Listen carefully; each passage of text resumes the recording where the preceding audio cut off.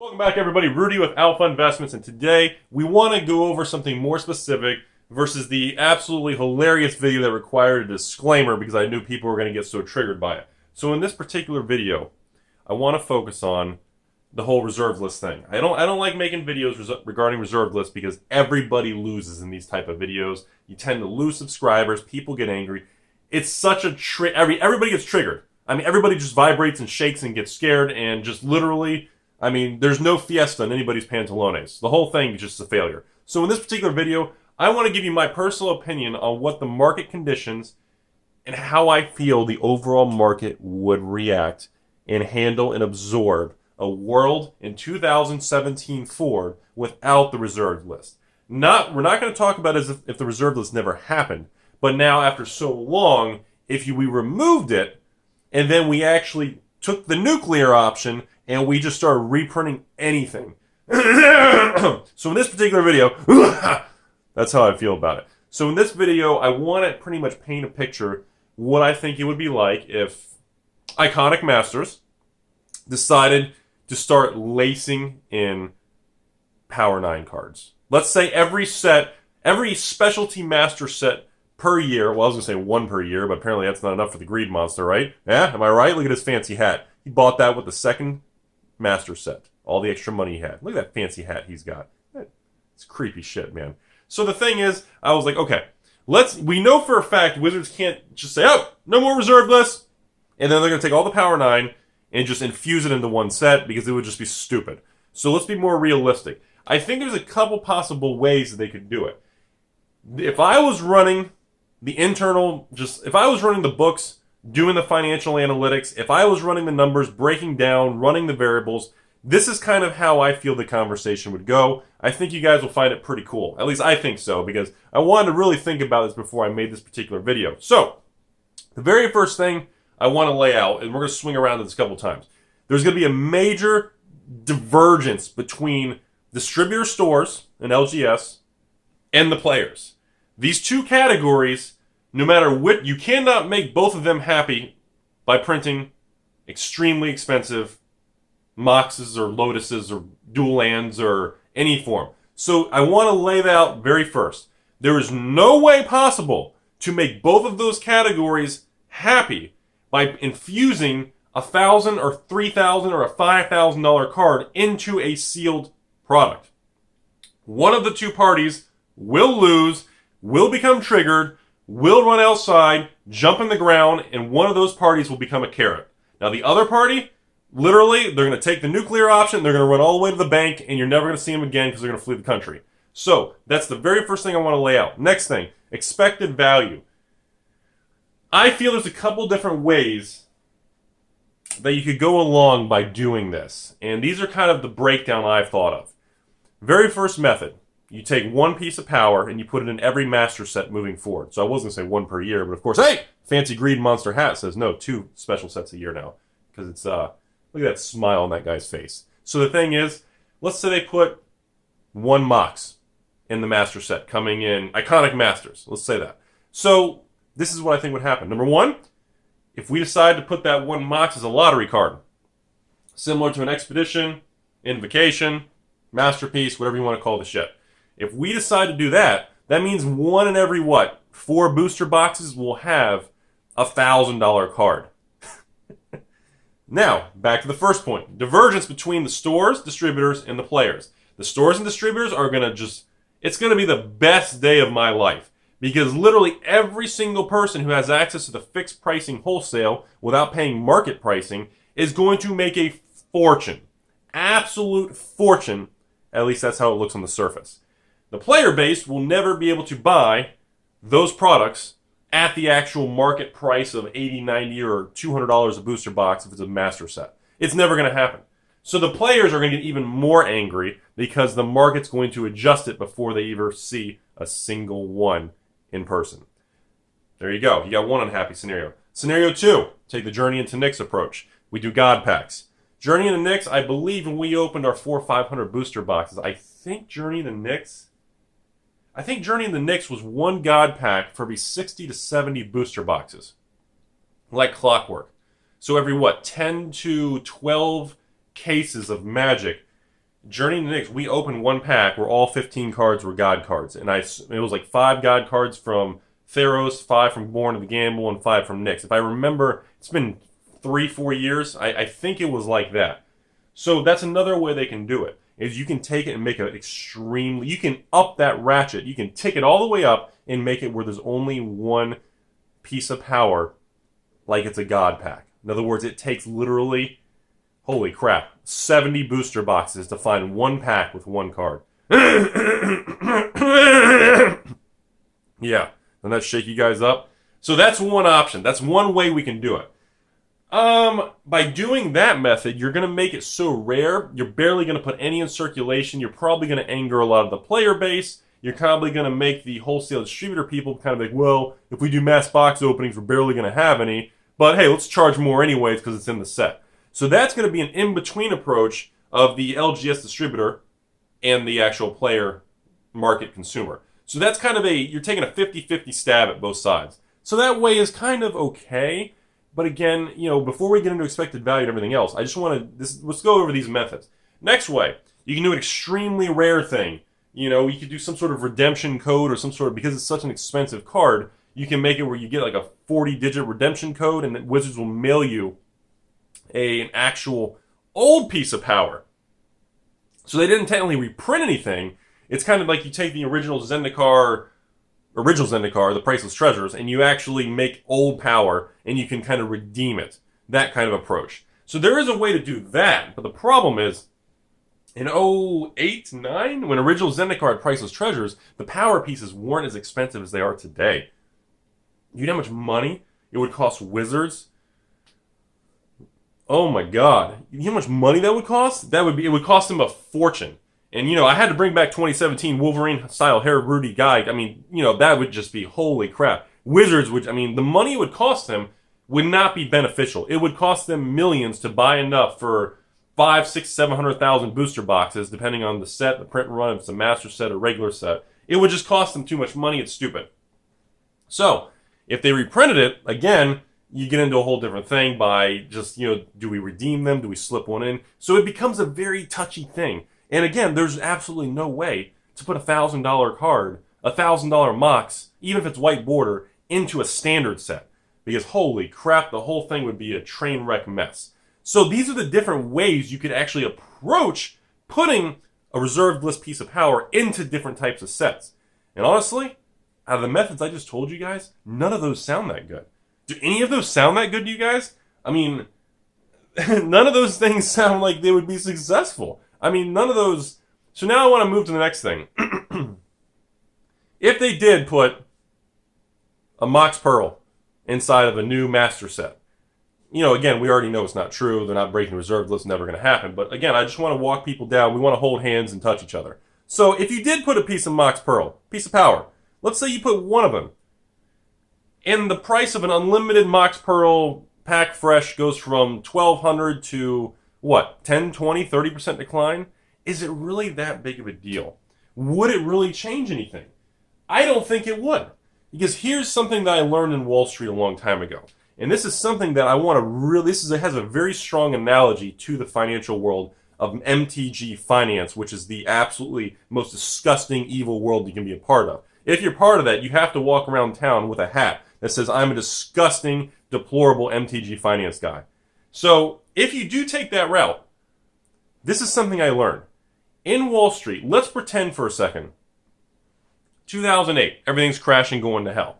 Let's say you have a $10,000 corporate bond in JP Morgan Chase, Bank of America, or Wells Fargo, one of the big Four Horsemen style banks in this country that are, quote, too big to fail. So let's say you have a $10,000 bond in one of those investments, okay? And let's say you paid $10,000 for that bond, and that bank's paying you a coupon rate of 5%. So every year you make 5% on your $10,000, you're cool. 2008 rolls around. None of these companies are going out of business. But the market is fearful, and everything starts declining. Okay? Let's say that happens. And the nuclear option's happening. Everything's gone to hell. Everything is falling apart. God, do you guys remember this crap? Look at that. Doesn't that look like fun? Anyways, so let's say in 2008, that $10,000 bond you have, which is still paying the banks in business, tanks to 60 cents on the dollar.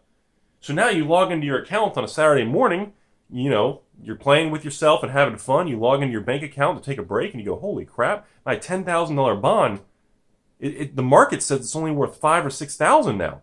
Oh my God, I've lost half my money. Well, here's the most important part of this whole discussion. People won't sell.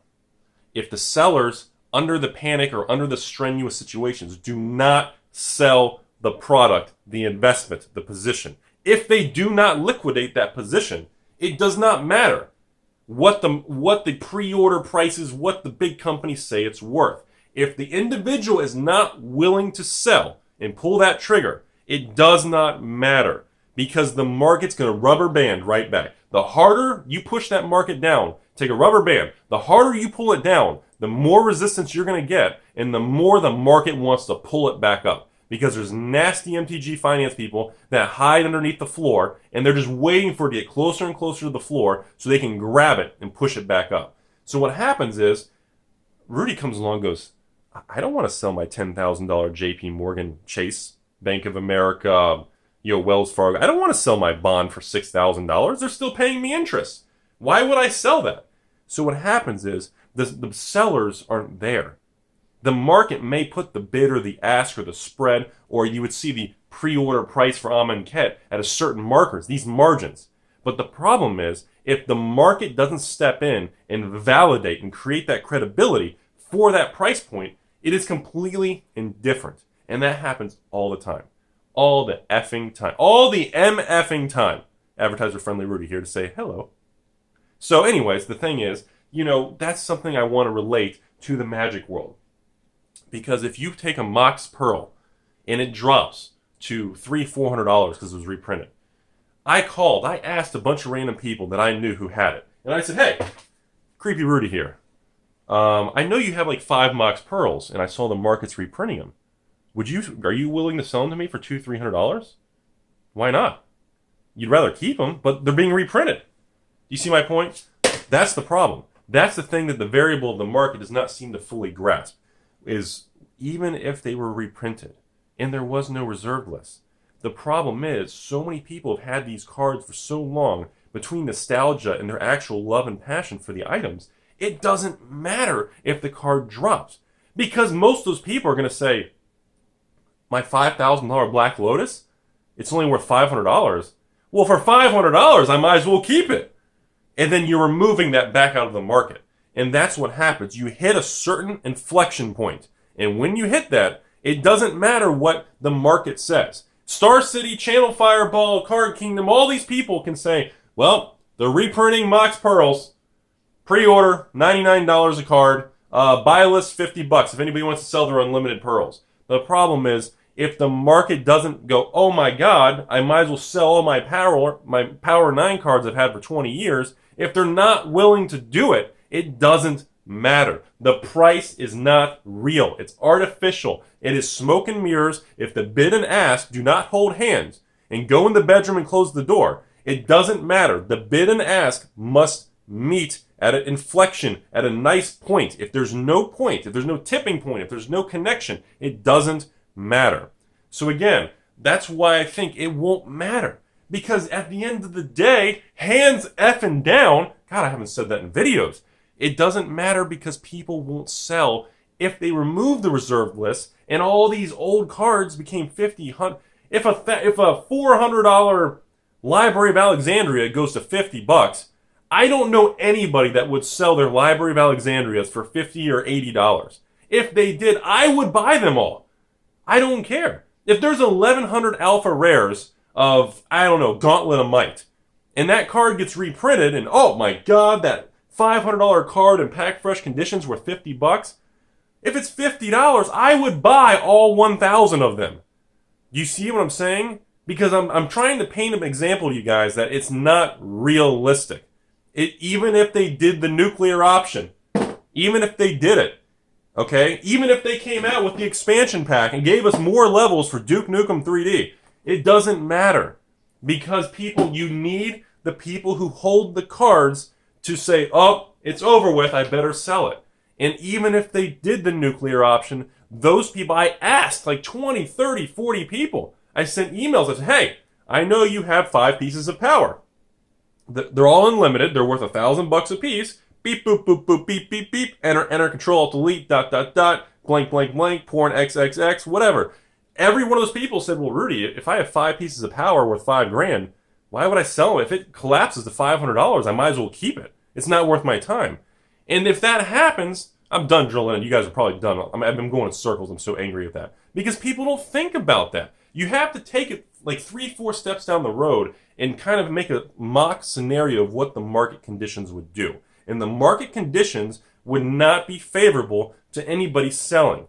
So moving on. I'm done with it. I'm done moving on with that crap. So my point is, even in the Wall Street, even when you logged in your portfolio in the recession and it showed your bonds or your mutual fund or whatever worth 50 cents on the dollar, people said, well, crap, it's so low, I might as well keep it.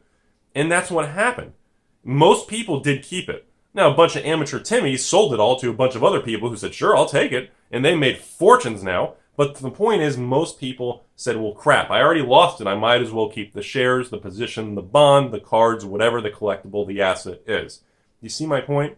So that's what I'm saying with everything. And that holds true to collectibles, finance, baseball cards, freaking T206 type of old school baseball cards, comic books, commodities. If gold goes to $50 an ounce, I know people that will literally just say, sure, I'm going to buy a shit ton of it. If silver goes to $2, you see my point?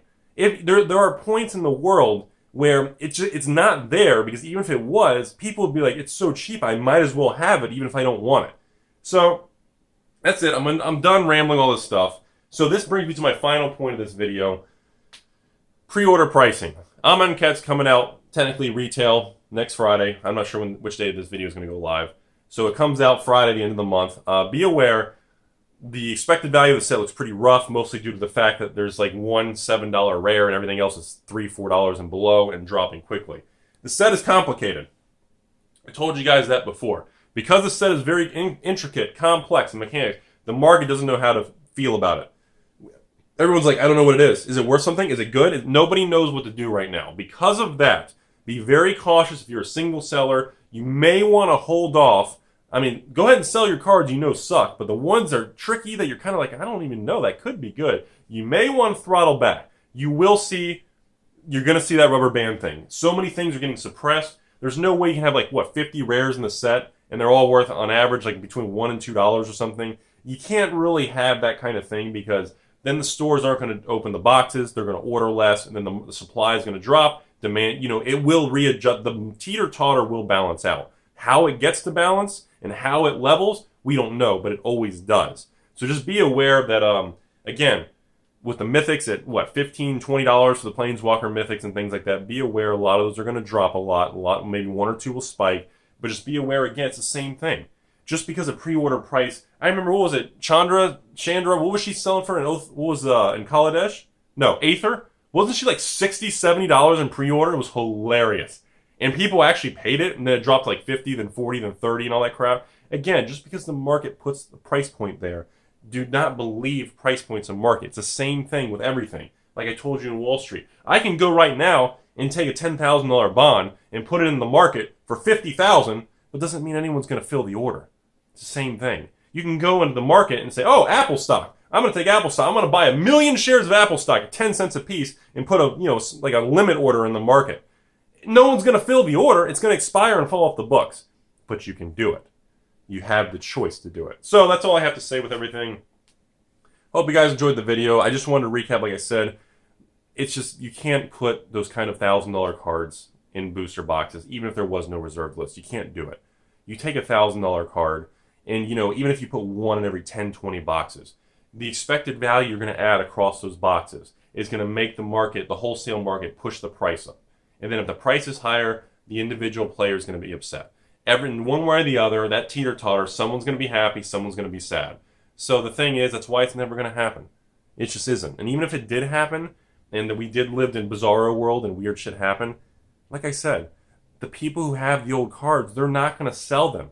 Even if they did collapse in price, the people who spent $1 million on Power 9 or Alpha or this and their Beta, Arabian Nights, and they're not going to sell their $1 million worth of cards for $50,000. They're going to keep them anyway. They're like, well, I already lost. They might as well keep them. And that is an attitude that's taken very, very frequently that people don't really discuss. So, Rudy with Alpha Investments, I hope you guys enjoyed the video. We are ending towards the end of the month. What's happening? So, I'm like 90 days away from having an official Pokemon monthly Patreon thing. We're going to be moving Pokemon into. So if you're a patron of mine, you support the channel, and you like getting cheap shit, be aware for the same pledge that you're doing over the $10, $15 a month, we are going to be doing Magic and Pokemon. We're almost there. We're maybe a couple months away. It is incoming. Be aware. And, yeah, the Pokemon boxes, all of them, probably going to be, we're going for the same price as the Magic boxes. I'm going to rock that world. We want to change everything. Hope you guys enjoyed the video. You guys have a great day. Enjoy Amonkhet. Be careful. It's very intricate.